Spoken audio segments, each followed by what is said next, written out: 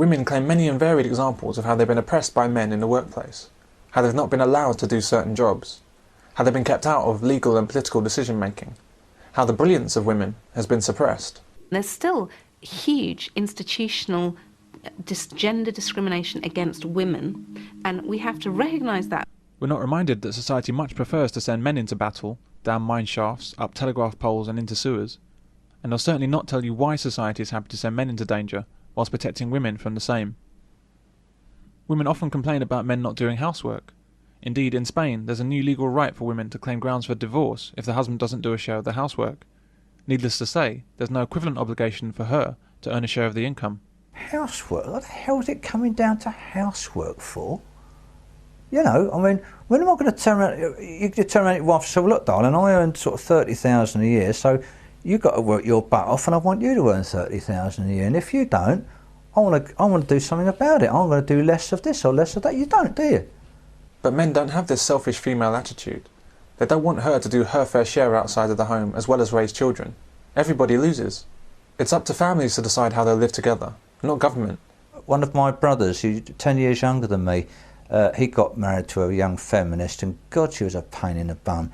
He was studying to do his accountancy exams, so she and he knew that give it 2 or 3 years down the line, he was going to be on the real big money. You're talking 100,000 a year stuff, you know. And but he'd get home overnight, and your turn to change the baby's bottom, your turn to give it, and he had to turn around to her one night and say, Lorraine, if you want me to pass my exams, he said, if you want me to earning an awful lot of money in a few years' time, he says, leave me to do my studies. If you don't want me to be earning all that money, he says, yes, I'll change the baby's bottom, I'll take it to bed and I'll feed it. And she thought a bit sensibly for a while. I think you're right, Donald, yes, I'll do it. But that's self-interest motivated. Exactly, I know. So but unfortunately it took self-interest to bring her around, you know? Yeah. A male chauvinist is a man who thinks women are inferior, speaks to them as inferiors, or treats them negatively based solely upon their sex. As with much of what feminists have to say about the opinions and actions of men, accusing men of chauvinism can rarely be justified. You male chauvinist King Kong pig! Oh, I'm a male chauvinist pig. The worst kind. Men have never treated women as inferior. Quite the opposite. Men have treated women, mostly woefully undeserving women, as morally superior. Men have sacrificed themselves for women, and put women first on every occasion. The evacuation will now proceed in an orderly manner. Women and children will be loaded aboard first. The 1842 Mines Act of Parliament prevented women from working underground. Men and boys over 10 years old were not protected. Was that chauvinism? Only men were conscripted for the world wars. Was this chauvinism? In the Falklands War, Margaret Thatcher, a woman, sent exclusively men to fight and die. Even royalty doesn't escape risk, as women do. The Duke of York, who saw service as a helicopter pilot in the Falklands. Is this male chauvinism? When the Titanic sunk, it was women to the lifeboats first. Was this male chauvinism? Men created labour-saving devices for women before seeing to themselves. Before air filters were designed to reduce fatal lung damage from coal dust poisoning in mine shafts, men were inventing washing machines and vacuum cleaners for women to make their lives easier. Was this male chauvinism? Or perhaps male chauvinism occurred during the 1950s, when men, and only men, had nerve gas tested on them at Porton Down. Chauvinism has never been a part of male behaviour. If it was, it would be women dying on our battlefields, collecting our garbage, and cleaning our sewers. The third ever Nobel Prize went to a woman. In fact, she was awarded 2 prizes in 2 different fields. If men were chauvinist, we'd never have heard of Marie Curie. Men will always recognise ability where it's apparent.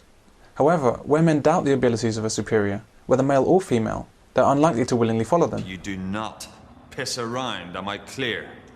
Boss. Can I ask a question, Bill? Yes, Tony.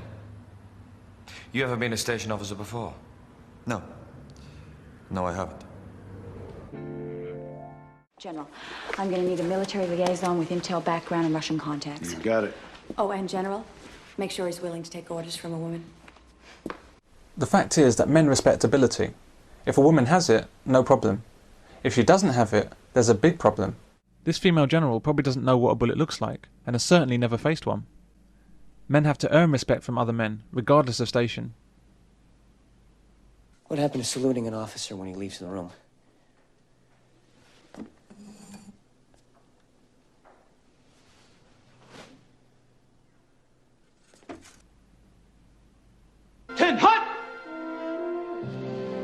an officer on deck.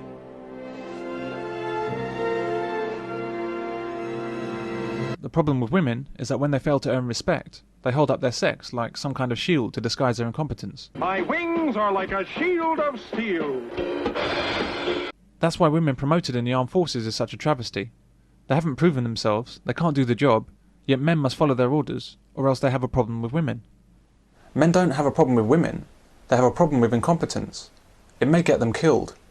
If they've done it and they've known their stuff and they've worked to get there, then fine, they command the spirit of the team. But if what most people don't command the respect of is people that will come straight out of university or whatever, go into the forces on a superior level, knowing academically they might be up for the job, but they've never actually come across any scenarios, fought any live fires, had any kind of conflict, and yet they'll come in and speak to some of the older and bolder guys, who've been in like 20 years, have been there, done that before they left school.